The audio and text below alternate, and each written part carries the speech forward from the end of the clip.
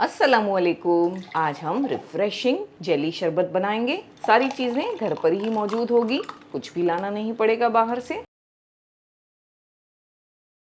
अस्सलामुअलैकुम, welcome to cooking with Benazir.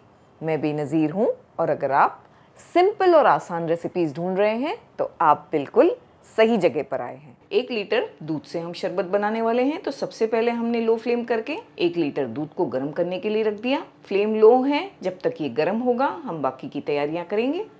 सबसे पहले हम सब्ज़े के बीज भिगाकर तैयार करेंगे। तो ये 1 टेबलस्पून भरकर हमने सब्ज़े के बीज लिए, जिसे तुकमलंगा भी कहते हैं, तुकमुरिया भी कहते हैं। पानी डालकर इन्हें भिगाएंगे। तो तकरीबन आधा कप पानी हमने इसमें डाल दिया। ये काफ़ी फूल जाते हैं, इसीलिए थोड़ा ज़्यादा पानी ऐड करें। थोड़ा अगर पानी ज़्यादा भी हो जाता है तो कोई टेंशन नहीं है, हम छान सकते हैं। इसे हमें एक साइड पर रख देना है। जब तक शरबत तैयार होगा ये भी अच्छी तरह भीग कर तैयार हो जाएंगे। 1.5 टेबलस्पून हमने कस्टर्ड पाउडर लिया है, जिसमें 1/4 कप पानी डाल देंगे। पानी की जगह पर यहाँ दूध भी इस्तेमाल किया जा सकता है।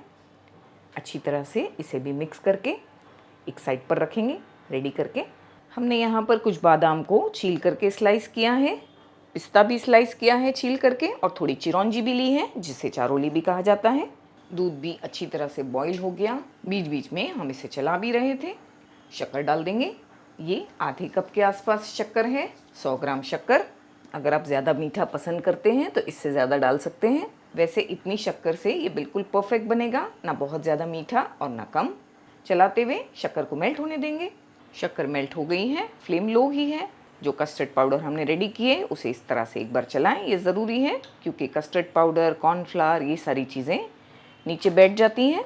इस तरह से फ्लेम लो रख के हम डालते जाएंगे, दूसरे हाथ से इस तरह चलाते जाएंगे।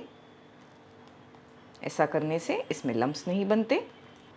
इसे इस तरह चलाते रहेंगे और लो टू मीडियम फ्लेम पर इसे पकने देंगे 3 से 4 मिनट, ताकि कस्टर्ड पाउडर का जो कच्चापन है वो ख़त्म हो जाए। अच्छी तरह से 4 से 5 मिनट पकाने के बाद हम इसमें 2 से 3 बूंद रोज़ एसेंस की डालेंगे। आप चाहें तो केवड़ा एसेंस डाल सकते हैं, वेनिला एसेंस, या जो भी एसेंस आप पसंद करते हैं, जो भी फ्लेवर इसमें डाला जा सकता है। बस 2 से 3 बूंद हमने डाल दिया। हम इसे ग्रीन कलर का बनाएंगे, तो हमारे पास ये ग्रीन फूड कलर है। ये भी 2 से 3 बूंद आप जो कलर पसंद करते हैं इसमें डाल सकते हैं।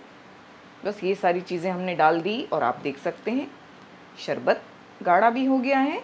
वैसे बहुत ज़्यादा गाढ़ा हमें नहीं चाहिए क्योंकि हम शरबत बना रहे हैं, तो बहुत पतला शरबत और बहुत गाढ़ा शरबत अच्छा नहीं लगता। ये परफेक्ट कंसिस्टेंसी आ गई है, कलर भी प्यारा सा आ गया है।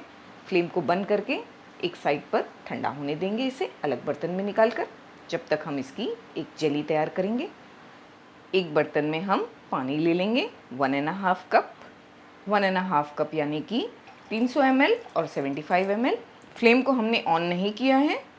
हम इसमें 3 टेबलस्पून भरकर कॉर्नफ्लावर डालेंगे, 2 टेबलस्पून शक्कर भी मिलाएंगे और 2 से 3 बूंद रोज़ का एसेंस भी डालेंगे। यहाँ भी जो भी एसेंस आप चाहें यूज़ कर सकते हैं।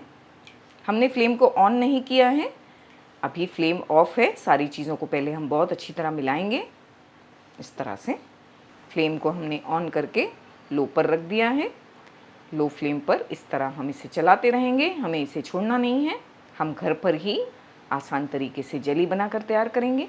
बाहर से चाइना ग्रास या अगर अगर लेने की ज़रूरत नहीं है। बस इसे इस तरह से चलाते रहना है ताकि शक्कर भी मेल्ट हो जाए और जो कॉर्नफ्लावर हमने इसमें डाला है उससे ये बहुत अच्छा गाढ़ा भी हो जाए। ये बहुत ज़्यादा गाढ़ा होता है, इसीलिए इसे चलाते रहना है, लो फ्लेम पर छोड़ना नहीं है। कंटिन्यूस हम इसे चला रहे हैं तो 3 से 4 मिनट में इस तरह से ये इतना गाढ़ा हुआ है। थोड़ा और गाढ़ा करेंगे, हम इसे चलाते रहेंगे। फ्लेम को हमने थ्रू आउट लो ही रखा, हाई नहीं किया, तो इसमें लम्स नहीं बने। बहुत ही अच्छी और स्मूथ जेली बनकर तैयार होगी। बस ऐसे चलाते रहेंगे, ये और भी गाढ़ी होगी और ट्रांसपेरेंट भी हो जाएगी। और 1 मिनट पकाने से ये बहुत अच्छा गाढ़ा हो गया है, बिल्कुल परफेक्ट तरीके से। फ्लेम को बंद करेंगे और इसे सेट कर देंगे। हमने इस तरह की कांच की एक डिश ली है। इसे ग्रीस करने की ज़रूरत नहीं है, चाहे तो थोड़े से ऑयल से कर भी सकते हैं। सब तरफ इसे स्प्रेड कर लेंगे। इसे हमें बिल्कुल फटाफट से सेट करना होता है, तो गरम गरम में ही तुरंत ये स्टेप कर लें। थोड़ी देर इसे ठंडा होने देंगे, बाद में फ्रिज में रखेंगे तो ये अच्छी तरह से सेट हो जाएगी। जेली अच्छी सी सेट हो गई है परफेक्ट तरीके से। कट कर लेंगे छोटे छोटे क्यूब्स में। हमने यहाँ पर वाइट जेली बनाई है, आप जो भी कलर पसंद करते हैं वो कलर की जेली बना सकते हैं। तो हमने अच्छी तरह से छोटे छोटे क्यूब्स में जेली को कट कर लिया। आप चाहें तो इससे बड़े पीसेस बना सकते हैं या इससे भी छोटे। सारी तैयारियां हो गई हैं, बस शरबत में एक एक करके सारी चीज़ें डालेंगे और तैयार करेंगे। शरबत ठंडा हो गया है, एक बोल में हमने शरबत को निकाल लिया। थोड़ा सा इसे विस्क कर लेंगे ताकि इसमें अगर कोई मलाई है, लम्प्स हैं तो वो ख़त्म हो जाए और शरबत बहुत ही क्रीमी हो जाए।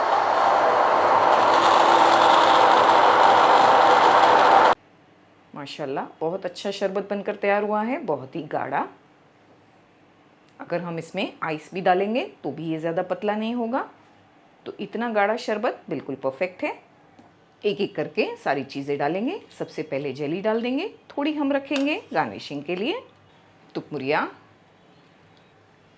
ड्राई फ्रूट्स भी डाल देंगे, चाहे तो थोड़े आप बचा कर भी रख सकते हैं ऊपर से गार्निश करने के लिए।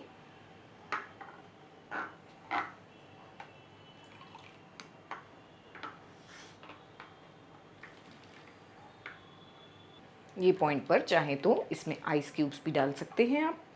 माशाल्लाह बहुत अच्छा शरबत बनकर तैयार हो गया है। रिफ्रेशिंग सी खुशबू भी आ रही है। अब देर किस बात की, सर्व करते हैं।